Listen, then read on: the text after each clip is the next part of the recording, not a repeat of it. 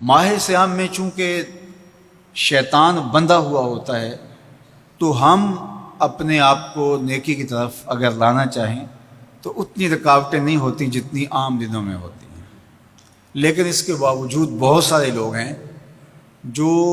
رات کو بڑا پکا ارادہ کر کے سوتے ہیں کہ میں صبح وقت پہ اٹھوں گا اور نوافل بھی پڑھوں گا اور نماز بھی ادا کروں گا، لیکن جب صبح ہوتی ہے تو انہیں یا تو جاگ نہیں آتی یا نیند سے بیدار ہو جاتے ہیں، بستر سے اٹھا نہیں جاتا، جبکہ وہی شخص انہوں نے صبح سبزی منڈی جانا ہو تو چھلانگ لگا کے اٹھتے ہیں اور سبزی منڈی پہنچتے بھی ہیں۔ سستی طبیعت کا کسل نہیں ہوتا۔ عمومی طور پہ ہم اپنے آپ کو بیمار تصور کر لیتے ہیں اور سستی اور کسل کا نام دے کر کے، بہانہ دے کر کے ہم کہتے ہیں کہ بس کیا کریں، ہم کو ارادہ کرتے ہیں روز لیکن ہم سے اٹھا نہیں جاتا، بس طبیعت اس طرح کی ہے، کسل ہے، سستی ہے۔ یہ بات ذہن میں رکھیے گا کہ ارادہ کرنے کے باوجود بھی صبح جب ہم اٹھ نہیں پاتے یا کوئی بھی نیکی کا کام ہم کرنے کا ارادہ کرتے ہیں تو ارادہ کرنے کے باوجود ارادہ ہی رہ جاتا ہے، ہم کر نہیں پاتے، تو اس کا سبب یہ ہوتا ہے کہ بہت سارے ہم گناہ کر چکے ہیں اور ان گناہوں کی وجہ سے ہم نیکی کی توفیق نہیں پاتے۔ حضرت حسن بصری رضی اللہ تعالی عنہ نے یہی وجہ اس کی بیان فرمائی ہے۔ تو اس کا بہترین طریقہ یہ ہے کہ توبہ کی جائے، اور توبہ بھی سچے دل سے کی جائے، رو رو کے اللہ سے گناہوں کی معافی مانگی جائے، اور سچے دل سے جب توبہ کی جائے تو پھر سارے گناہ نہ صرف مٹا دیے جاتے ہیں بلکہ ان کو بدل کے نیکیوں میں تبدیل کر دیا جاتا ہے۔ تو ماہ صیام کے اندر پختہ عزم کریں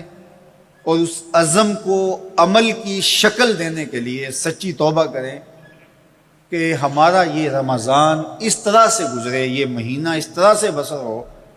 کہ ہم اس مہینے میں اللہ تعالیٰ کی قربت حاصل کر لیں، ہم گناہوں سے پاک ہو جائیں اور ہم جو ثمرات ہیں، جو فوائد ہیں اس مہینے کے، وہ ہم سمیٹ سکیں۔ تو یہ وہ مہینہ ہے جس کے انتظار میں میرے اور آپ کے آقا و مولا اپنی آنکھیں لگائے ہوتے تھے اور دن گن گن کے وقت گزارتے تھے کہ ماہ صیام آ رہا ہے۔ تو اس مہینے کا عزت کے ساتھ، تکریم کے ساتھ، اعزاز کے ساتھ استقبال کرو اور اس کو پلکوں پہ بٹھاؤ، اس کو دل پہ بٹھاؤ۔ اس مہینے کی تکریم یہ ہے کہ اس میں ہر برا کام چھوڑ دیا جائے۔ اگر کوئی شخص برا کام نہیں چھوڑتا اور روزے رکھتا ہے تو میرے اور آپ کے آقا و مولا کا ایک فرمان سن لیجئے، من لم یدع قول الزور والعمل بہ فلیس للہ حاجۃ فی ان یدع طعامہ و شرابہ۔ فرمایا کہ جو جھوٹ اور برے کام نہیں چھوڑتا اس کے بھوکا اور پیاسا رہنے کی اللہ کو کوئی ضرورت نہیں ہے۔ تو روزہ خوراک بچاؤ مہم نہیں ہے جو چلائی جاتی ہے، بلکہ یہ تزکیہ نفس کا موسم ہے، باطن کی صفائی کا موسم ہے، اور باطن کی صفائی نہیں ہوتی جب تک ہم کوشش کریں۔ آپ کے بدن پہ بہت ساری میل چڑھی ہوئی ہے اور جمی ہوئی ہے بدن کے ایک ایک عضو پہ میل، تو آپ پانی میں چھلانگ لگا کے باہر بھی آ جاتے ہیں تو میل نہیں اترتی، چلو کچھ نہ کچھ فرق تو ضرور پڑ جاتا ہے لیکن میل نہیں اترے گی۔ میل کب اترے گی؟ جب آپ اپنے بدن کو مل مل کے اس کے اوپر صابون لگا کر کے اچھی طرح سے اس کو جب اتاریں گے محنت کوشش سے، تو پھر آپ کا بدن مہک جائے گا، ہلکا پھلکا ہو جائے گا، میل اتر جائے گی۔ یہ موسم رحمت ہے، اللہ کی رحمتوں کا می برسے گا،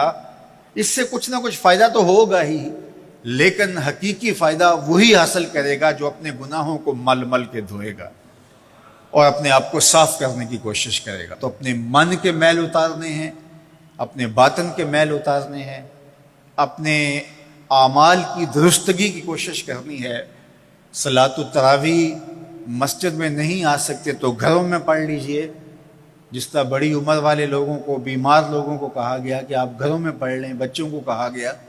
لیکن چھوڑیے گا نا، یہ رمضان المبارک کا خاص عمل ہے۔ آج کل دین بیزار طبقہ مختلف جگہوں پہ بیٹھ کے